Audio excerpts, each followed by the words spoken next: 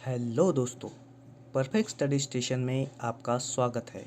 तो आज हम जानने वाले हैं ग्रुप डी में रेलवे ग्रुप डी में पूछे जाने वाले कुछ महत्वपूर्ण सवाल। तो आइए शुरू करते हैं। आर्यभट्ट कौन था? तो आर्यभट्ट खगोल वैज्ञानिक व गणितज्ञ थे। भारतीय संस्कृति का स्वर्ण युग किस युग को कहा जाता है? तो गुप्त युग को भारतीय संस्कृति का स्वर्ण युग कहा जाता है। सेतु बंध की रचना किस वंश के शासन ने की? तो सेतु बंध की रचना वाकाटक वंश के शासक ने की थी। होयसल की राजधानी कहाँ थी? तो होयसल की राजधानी द्वार समुद्र में थी। पुष्यभूति काल में राज्य की आय का मुख्य साधन क्या था? तो पुष्यभूति काल में राज्य की आय का मुख्य साधन भूमि कर था। हर्षवर्धन के समय नालंदा विद्यालय का कुलपति कौन था? तो हर्षवर्धन के समय नालंदा विद्यापीठ का कुलपति शीलभद्र था। ऊर्जा का अपरंपरागत स्रोत कौन सा है? तो ऊर्जा का अपरंपरागत स्रोत पवन ऊर्जा, भूतापीय ऊर्जा, ज्वारीय ऊर्जा और सौर ऊर्जा है। खनिज तेल के भंडार होते हुए भी कौन सा देश तेल का आयात करता है? तो खनिज तेल का भंडार होने के बावजूद भी संयुक्त राज्य अमेरिका तेल का आयात करता है। चोल काल में निर्मित नटराज की कांस्य प्रतिमाओं में देवाकृति कैसे थी? तो चोल काल में निर्मित नटराज की कांस्य प्रतिमाओं में देवाकृति चतुर्भुज थी। चोल युग में कड़ीमय का अर्थ क्या था? तो चोल युग में कड़ीमय का अर्थ भू राजस्व लगान था। कादंबरी के लेखक कौन हैं? तो कादंबरी के लेखक बाणभट्ट है। गुप्त राजवंश के किस शासक ने हुनों के आक्रमण को रोका? तो गुप्त राजवंश के स्कंदगुप्त ने हुनों के आक्रमण को रोका था। विजय स्तंभ कहाँ है? तो विजय स्तंभ चित्तौड़गढ़ में है।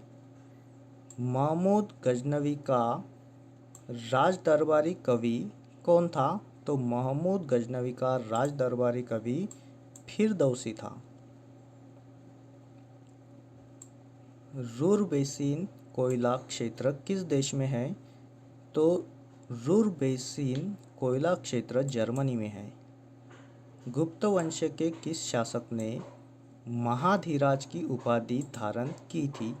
तो गुप्त वंश के चंद्रगुप्त प्रथम ने महाधीराज की उपाधि प्राप्त की थी। किस ज्वालामुखी को भूमध्य सागर का प्रकाश स्तंभ कहा जाता है? तो स्ट्राम्बोली को ज्वालामुखी स्ट्राम्बोली को भूमध्य सागर का प्रकाश स्तंभ कहा जाता है। किस स्थलाकृति का निर्माण ज्वालामुखी की क्रिया से नहीं होता है? तो विसर्प का निर्माण ज्वालामुखी क्रिया से नहीं होता है। ऐहोल का लाडका मंदिर का देवता का है? तो ऐहोल का लाडका मंदिर सूर्य देवता को कहा जाता है। मामल्लपुरम किसका समानार्थी है? तो मामल्लपुरम महाबलीपुरम का समानार्थी है। खजुराहो में स्थित मंदिरों का निर्माण किसने करवाया? तो खजुराहो में स्थित मंदिरों का निर्माण चंदेल शासकों ने किया। एयरबस ज्वालामुखी कहाँ स्थित है? तो एयरबस ज्वालामुखी अंटार्कटिका महाद्वीप में स्थित है। माउंट एटना ज्वालामुखी किस द्वीप पर स्थित है? तो माउंट एटना ज्वालामुखी सिसिली पर स्थित है। तंजौर में स्थित राज राजेश्वर मंदिर किस देवता का है? तो तंजौर में स्थित राज राजेश्वर मंदिर शिव का मंदिर है। विसुवियस ज्वालामुखी किस देश में स्थित है? तो विसुवियस ज्वालामुखी इटली में स्थित है। ज्वालाखंडाश्मी क्या है? तो ज्वालाखंडाश्मी तातशैल के टुकड़ों और लावा है। मोहम्मद गौरी ने 1175 ईस्वी में भारत पर पहला आक्रमण किस देश के विरुद्ध किया? तो मोहम्मद गौरी ने 1175 ईस्वी में भारत पर पहला आक्रमण मुल्तान राज्य के विरुद्ध किया। खनिज तेल पृथ्वी की किन चट्टानों में पाया जाता है? तो खनिज तेल पृथ्वी की अवसादी चट्टानों में पाया जाता है। पृथ्वी के केंद्र में पाया जाने वाला चुंबकीय पदार्थ कौन सा है? तो पृथ्वी के केंद्र में पाया जाने वाला चुंबकीय पदार्थ निकेल है। चोलों द्वारा किसके साथ घनिष्ठ राजनीति तथा वैवाहिक संबंध स्थापित किए गए हैं? तो चोलों द्वारा वेंगी के चालुक्य के साथ घनिष्ठ राजनीति तथा वैवाहिक संबंध स्थापित किए गए हैं। कौन सा शहर चोल राजाओं की राजधानी था? तो तंजौर शहर चोल राजाओं की राजधानी था। पर्यावरण के अनुकूल होते हुए भी किसे श्वेत कोयला के नाम से जाना जाता है? उत्तर है जल विद्युत। बंगाल के पाल वंश का संस्थापक कौन था? तो बंगाल के पाल वंश का संस्थापक गोपाल था। प्रशासन के क्षेत्र में चोल वंश की प्रमुख देन क्या थी? तो प्रशासन के क्षेत्र में चोल वंश की मुख्य देन सुसंगठित स्थानीय स्वशासन थी। गुप्त युग में भू राजस्व की दर क्या थी? तो गुप्त युग में भू राजस्व की दर उपज का 6वां भाग था। चोल वंश का संस्थापक विजयपाल पहले किसका सामंत था? तो चोल वंश का संस्थापक विजयपाल पहले किसका सामंत था? तो पल्लवों का सामंत था। श्रृंगार्थ दीपिका की रचना किसने की? तो श्रृंगार्थ दीपिका की रचना वेंकट माधव ने की। किस गुप्तकालीन शासक को कविराज कहा गया है? तो समुद्रगुप्त को कविराज कहा गया है। कौन सा गुप्त शासक भारतीय नेपोलियन के नाम से प्रसिद्ध था? तो समुद्रगुप्त भारतीय नेपोलियन के नाम से प्रसिद्ध था। तराइन के द्वितीय युद्ध में किसकी पराजय हुई? तो तराइन के द्वितीय युद्ध में पृथ्वीराज चौहान की पराजय हुई। भारत पर प्रथम तुर्क आक्रमण किसने किया? तो भारत पर प्रथम तुर्क आक्रमण महबूब गजनवी के पिता सुबुक्तगीन ने किया।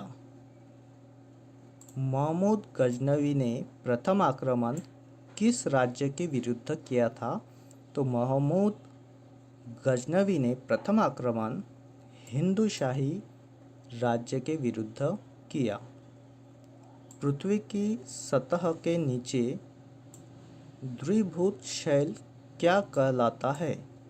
तो पृथ्वी की सतह के नीचे द्रवीभूत शैल मैग्मा कहा कहलाता है?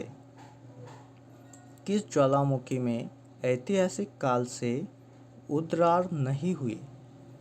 तो मृत ज्वालामुखी में ऐतिहासिक काल से उद्गार नहीं हुए।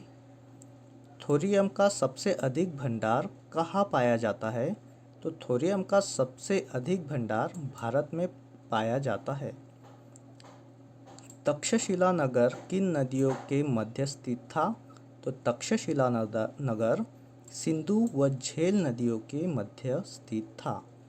विचित्र चित्त की उपाधि किस पल्लव वंश के शासन ने धारण की थी?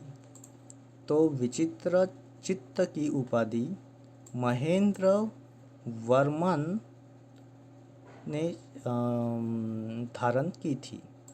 महेंद्र वर्मन। कौन से संसाधन ऊर्जा के नवीकरण योग्य संसाधन में है? तो जल विद्युत और सौर ऊर्जा। विश्व के किस महाद्वीप में जल विद्युत शक्ति की संभाव्यता सर्वाधिक है? तो अफ्रीका में जल विद्युत शक्ति की संभाव्यता सर्वाधिक है। 3 मुख्य वाली ब्रह्मा, विष्णु व महेश की मूर्ति कहाँ स्थित है? तो 3 मुख वाली ब्रह्मा, विष्णु और महेश की मूर्ति एलिफेंट गुफा में स्थित है। सुभाषितवली के लेखक कौन है? तो सुभाषितवली के लेखक मयूर है। भीमबेटका किसके लिए प्रसिद्ध है? तो भीमबेटका गुफाओं के शैल चित्र के लिए प्रसिद्ध है। श्रीलंका पर विजय प्राप्त करने वाला प्रसिद्ध राजा कौन था? तो श्रीलंका पर विजय प्राप्त करने वाला प्रसिद्ध राजा राजेंद्र था। पृथ्वी से नीचे जाने पर तापमान कितना बढ़ता है? तो पृथ्वी से नीचे जाने पर तापमान पहले 10 किलोमीटर में 12 डिग्री सेल्सियस, प्रत्येक किलोमीटर पर अगले 30 किलोमीटर में 2 डिग्री सेल्सियस प्रत्येक किलोमीटर पर, फिर उसके बाद हर किलोमीटर पर 1 डिग्री सेल्सियस बढ़ता है। यादव सम्राटों की राजधानी कहाँ थी? तो यादव सम्राटों की राजधानी देवगिरी में थी। किस शासन ने अरब सागर में भारतीय नौसेना की सर्वोच्चता स्थापित की? किस शासक ने अरब सागर में भारतीय नौसेना की सर्वोच्चता स्थापित की? तो राजराजा प्रथम ने। वाहिंद का मुख्य अब व किस किस के बीच लड़ा गया? तो वाहिद का युद्ध महमूद गजनवी और आनंद पाल के बीच लड़ा गया। मोहम्मद गौरी किस वंश का शासक था? तो मोहम्मद गौरी शंसवनी का शासक था। गुप्त वंश की स्थापना किसने की? तो गुप्त वंश की स्थापना चंद्रगुप्त द्वारा की गई थी। बंगाल का कौन सा शासक हर्ष के समकालीन था? तो बंगाल का शशांक शासक हर्ष के समकालीन था। सर्वप्रथम जजिया कर लगाने का श्रेय किसे दिया जाता है? तो मोहम्मद बिन कासिम को जजिया कर का श्रेय दिया जाता है। दिल्ली का किसका पुराना नाम है? तो दिल्ली का जो नाम है वो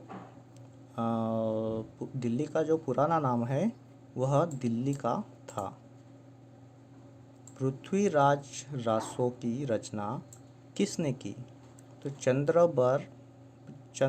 चंद्रबरदई ने पृथ्वीराज रासो की रचना की।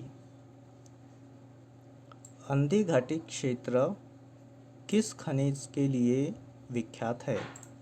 तो अंधी घाट क्षेत्र यूरेनियम खनिज के लिए विख्यात है।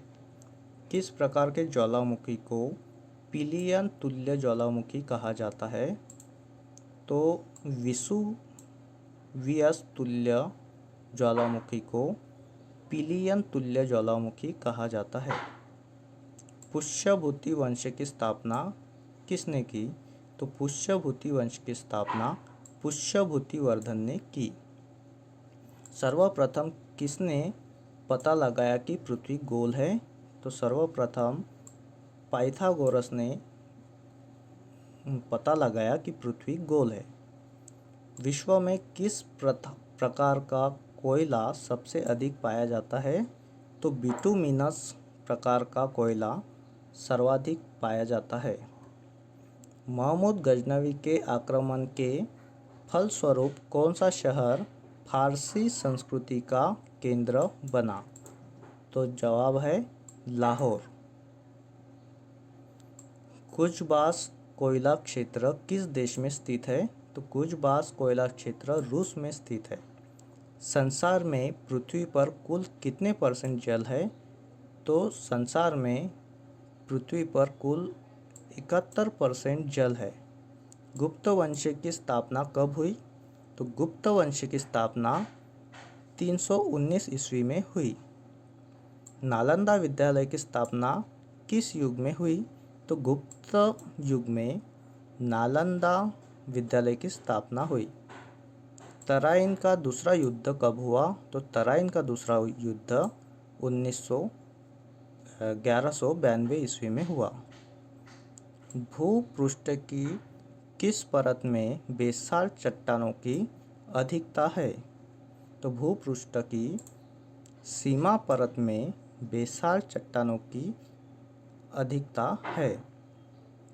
महासागरीय सतह का निर्माण किन चट्टानों द्वारा होता है? तो महासागरीय सतह का निर्माण बेसाल्ट चट्टानों द्वारा होता है। विश्व के अधिकांश ज्वालामुखी जो सक्रिय है कहाँ पाए जाते हैं? तो विश्व के अधिकांश ज्वालामुखी जो सक्रिय है वह नवीन मोड़दार पर्वतीय क्षेत्रों में पाए जाते हैं। अंकोर वाट कहाँ स्थित है? तो अंकोर वाट कंबोडिया में स्थित है। आर्यभट्ट किस वंश के समकालीन था? तो आर्यभट्ट गुप्त वंश के समकालीन था। जल विद्युत उत्पादन हेतु सबसे अधिक उपयुक्त भौगोलिक दशाएं किस देश में उपलब्ध है? तो जल विद्युत उत्पादित हेतु सबसे अधिक उपयुक्त भौगोलिक दशाएं कांगो गणराज्य में उपलब्ध है। स्कंदगुप्त को किस लेख से शक्रोपम कहा गया है? तो स्कंदगुप्त को कहोमस्तम लेख के शक्रापम कहा गया है। दक्षिण भारत में एरीपत्ती का अर्थ क्या है? तो दक्षिण भारत में एरीपत्ता का अर्थ जलाशय की भूमि है।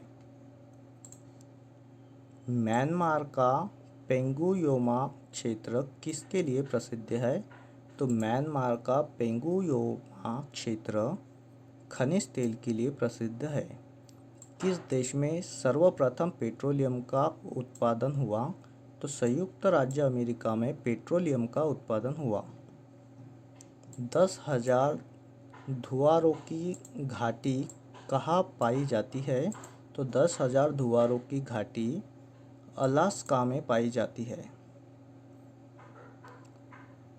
फौसा मैग्रा क्या है? तो फौसा मैग्रा एक ज्वालामुखी है। महमूद गजनवी का प्रसिद्ध आक्रमण कौन सा था? तो मोहम्मद गजनवी का प्रसिद्ध आक्रमण सोमनाथ मंदिर पर आक्रमण था। मोहम्मद गजनवी ने गुजरात के प्रसिद्ध सोमनाथ मंदिर को कब लूटा था? तो मोहम्मद गजनवी ने सोमनाथ मंदिर को 1206 ईस्वी में लूटा था। पृथ्वी पर ऊपरी सतह के लिए सियाल शब्द का प्रयोग किसने किया?